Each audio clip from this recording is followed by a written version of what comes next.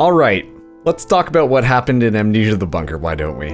Of course, before we get into all of this, I gotta say a little bit of a preamble here, just so you understand the information that I'm coming in with. Thing number one is that this is just based purely off of all the notes that you can find within the bunker. Obviously, there's a lot of authors, but when you compile them all together, that's kind of how I put this entire storyline together about what happened before the actual events of the game started. Second of all, get ready for some heavy spoilers. Hey, if you don't know who the monster is, might want to figure that one out. But of course, if you are just happy with that being spoiled, then feel free to continue watching this video, because we're going to go over that. Don't worry about that for a second. And last but not least, while yes, there are a lot of soldiers in the bunker, obviously that makes a lot of sense, we're not going to be covering all of them. I'm going to try and pare things down to be as simplistic as possible so you can understand the timeline of events, because yeah, there's a lot of soldiers, there's a lot of notes, a lot of things that happen there, but not all of them are super relevant to kind of this timeline that I'm going to be putting together here. All right, so as long as you can accept all of those things, then, well, let's kick things off and talk about what exactly did happen in Amnesia the Bunker before the events of the game.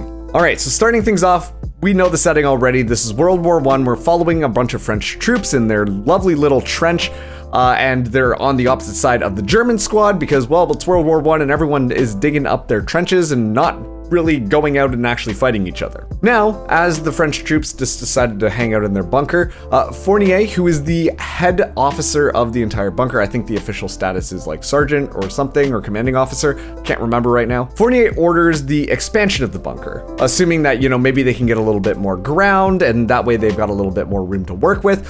Just in general, make the bunker a little bit bigger so it's going to be good for the soldiers. Now, things actually go pretty darn well. They're able to expand the bunker and actually end up discovering that there's a bunch of Roman tunnels that are really close by to their bunker. Of course, the military officers decide, hey, wait a second, this is actually a pretty darn good thing. Maybe we can use these Roman tunnels to make our way all the way over to the German bunker and then attack them from the inside out. That's a kind of a neat idea, especially too in World War I, where people weren't wanting to go above the trenches because you're gonna get shot. So while they're exploring all of these Roman tunnels, well, actually they find some ancient transcripts as well. And that makes their way over to Soldat Noyer. Noyer, a little bit of a classicist amongst the people, is really interested in history and all of that type of stuff, and so takes a look at some of these transcripts, texts, whatever you want to call them, and says, this is kind of interesting. Let me take a read over these. What's interesting here is, well, actually, it's not really written in Roman at all. It's a form of Latin. On top of that too, Noyer, going through all of these texts, realizes that they talk about like bloody rituals, the secret to immortality, and on top of that, a whole other world that exists. What's also interesting is while Noyer is deciphering these texts, the engineers are continuing to expand their exploration of the Roman tunnels, but a lot of the soldiers start to actually have nightmares. It gets to a point where one soldier has a very visual hallucination, blood going down the walls, and then suddenly surrounded in darkness and all of that type of stuff, that they actually share their findings to Noyer, also requesting a medical leave, and Noyer kind of gets a little bit scared because a lot of the stuff that this soldier experienced was also described in the texts, and yet Noyer had not told anybody about these texts just quite yet. Now, if you were in Noyer's position, what would be the most logical thing to do? Probably tell people, which is exactly what Noyer did. Given the fact that a lot of these soldiers were experiencing some of these crazy nightmares and starting to see and hear things going all over the place, Noyer wanted to share what he was able to discover in these texts. Let everybody know that something else is going on here, and they should be aware of it. Of course, upper management, they aren't really into the supernatural, especially too in the middle of a war. You know, we don't got time for ghosts, demons, and ghouls. And so what ends up happening is Fournier orders Sergeant Reynard to shut it down. And what ends up happening is that they punish both the soldier who came forwards with all of these stories, and Noyer finds himself locked up in a cell, also being punished for a period of 2 days. What this does, of course, is make everybody nervous, not really wanting to talk about these types of things, despite the fact that a lot of these soldiers were sharing these common occurrences, which was just absolutely bizarre. The soldiers are all slowly going more and more insane, and it all kind of culminates in, at one point, one of the soldiers actually hears howling coming from the tunnels and subconsciously even just goes over and wanders to see what's going on there. Of course, arriving at the tunnels, being a little bit too afraid to go in, actually notices another soldier, Beaufoy Toussaint, leaving the tunnels, claiming that he has seen something beyond this world, and well, that's kind of Toussaint's downfall into insanity. And it gets to the point, actually, where Noye does decide, you know what, I'm gonna go down there and do something about this, find a way to stop this whole thing from happening, and wanders into the tunnels in the middle of the night, only to be found the next day screaming by all of the engineers who were responsible for making those tunnels bigger. Even when strapped down to a stretcher, Noye was just screaming hoarse, couldn't even scream anymore, but just completely gone. Whatever he had seen had completely ruined him mentally. Now, another soldier, Lambert, has the same idea as Noye, but knows, well, we can't really talk about this too much because upper management don't like us talking about these ghosts and ghouls, and so he rounds up 5 other soldiers who are on board for doing something about these Roman tunnels. What they end up deciding to do is, well, let's get some dynamite, let's seal up the entrance, that way we can't go in anymore, nothing can get out, we're gonna be saved from this whole thing. And of course, the sabotage is actually very successful. The dynamite is able to go off, everybody hears it as well, but the Roman tunnels are successfully sealed. Right before the explosion goes off, Toussaint Boufoy actually tells one of the other soldiers, I've been summoned for a higher purpose, and wanders away during the whole explosion, making his way onto the other side in the Roman tunnels, thus being sealed inside of it after the explosion completely just collapses that whole area. Fournier, obviously not too happy about this one. Alongside Reynard, they gather up everybody and try and track down who those saboteurs were. And they're successful in capturing all of the soldiers except for Farbet, who was the one who organized everything, and of course Beaufoy Toussaint, who was, well, on the other side of those Roman tunnels, presumed to be dead. Spoiler alert, if you've got into the Roman tunnels, you know he definitely ain't dead. He's just completely crazy, pulled his own eyes out, and now is wandering around with a shotgun. So something, I guess that's his higher purpose he was looking for. After Reynard is able to round up all of the other saboteurs, well, punishment ensues. And it's quite brutal in nature, eventually leading to the point where they are able to court-martial them. And so as a result, all of the saboteurs die except for Farbert, as it was seen as this act of like sabotage, betrayal, they might be working for the enemy, that whole thing. And so needless to say, morale in the bunker, all-time low. Things are not looking good for all of the soldiers, and especially to Farbert. He is extremely guilty because, well, all of his comrades went along with his plan, and he was the only one to escape alive, presumably because they don't know what happened to Toussaint, from this whole endeavor. Okay, so that closes off the whole sabotage of the Roman tunnels section of the story. Now we get to focus in on our protagonist, as well as his best friend, Clement and Lambert. After this entire scuffle happened, Clement and Lambert, well, they're best friends, we know that much already, and they were supposed to just do a routine patrol type of thing. You know, it's routine patrol, shouldn't be that hard, so Clement plays a little sleight of hand trick on Lambert, and Lambert ends up being the one stuck with going out there and doing the patrol, which, once again, should have been easy. Problem being, the routine patrol, well, Lambert doesn't come back from it that night.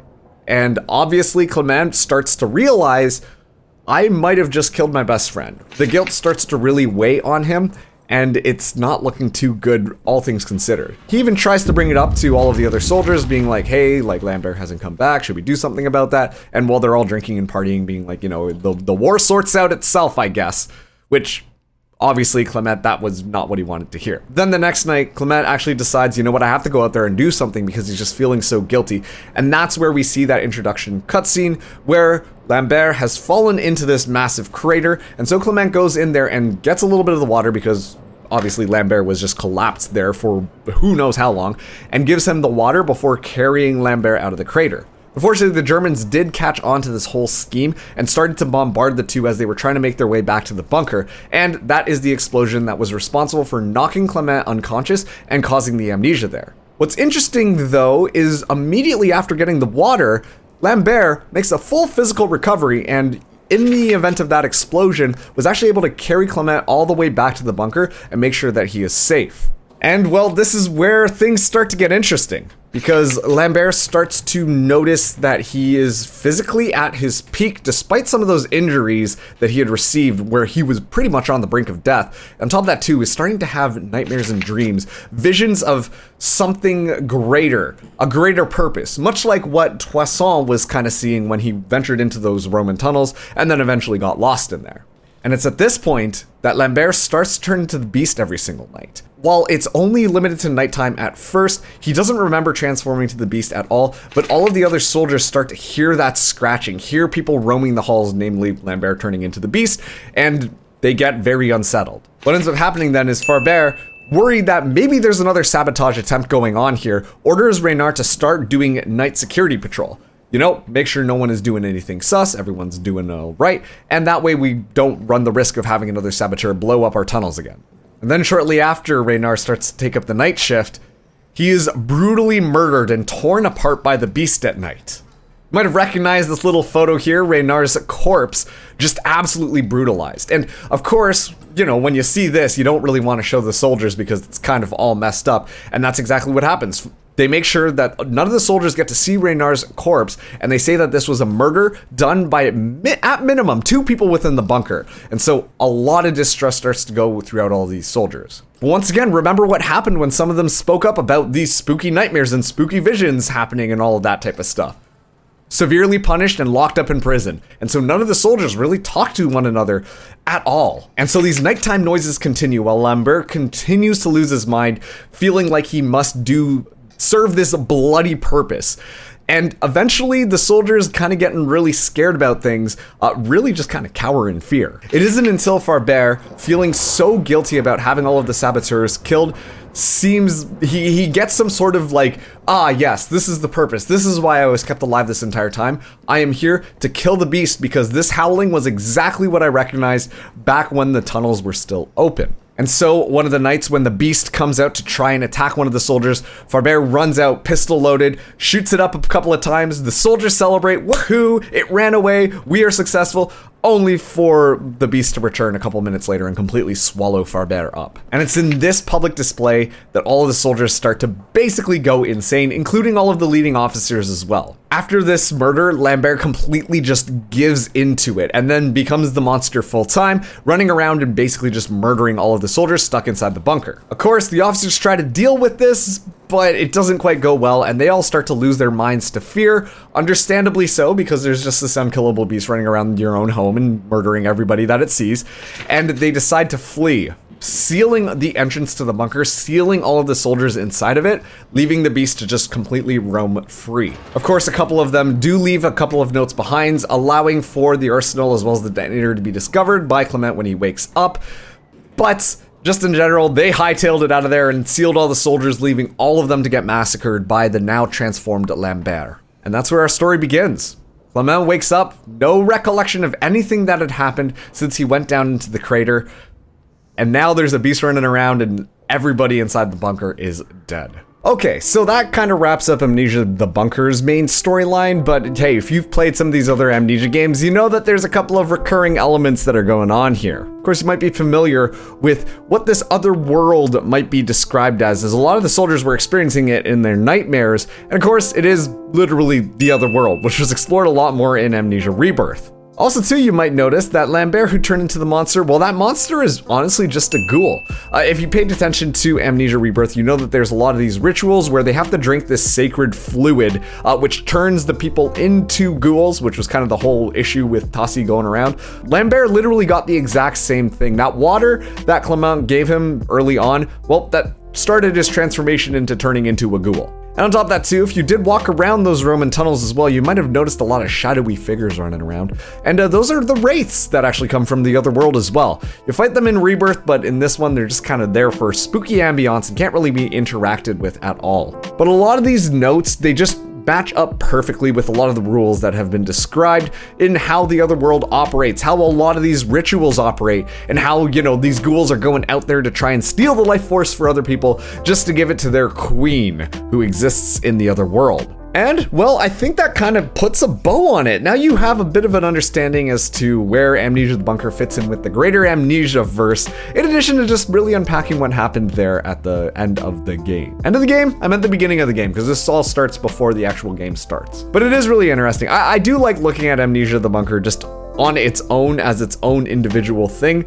but it is fun to me to see some of these recurring elements come out from the previous games as well, because a lot of these elements also existed in the Dark Descent too. But you know, Frictional Games, they kind of said that they're done making horror games for the time being, so a little sad to see the Amnesia franchise disappear for a little bit into the limelight, but I'm sure that when they do return, you know, we're going to be able to see a lot more of these types of elements come back into play. In my humble opinion, I'm not one for like those big connected universes where every single game has to fall into the timeline. I'm a much more bigger fan of like this anthology style that Amnesia is kind of going for with the bunker, where you have these set rules, the other world exists, the ghouls exist, all that type of stuff, but this is its own individualized horror story that exists, using a lot of those elements to kind of really enrich and deepen the story without you really having it just spoon-fed to you that this is a direct sequel to Amnesia Rebirth or all of that type of stuff. That finishes up this video. Like and subscribe if you enjoyed. Let me know if I missed anything. There's a lot of additional details that I kind of just glazed over. Like there's a whole thing about just these nightmares that are kind of going on and other people seeing these otherworldly visions, things like that. So, you know, go through and read the notes yourself. You can find them on the wiki if you want to, if you're curious and just kind of what's going on. But okay, thank you guys so much for watching it. Really appreciate it. And subscribe for more of this type of content. Gonna be working on more videos, so hope to see you in the next one. Okay. Bye, everyone.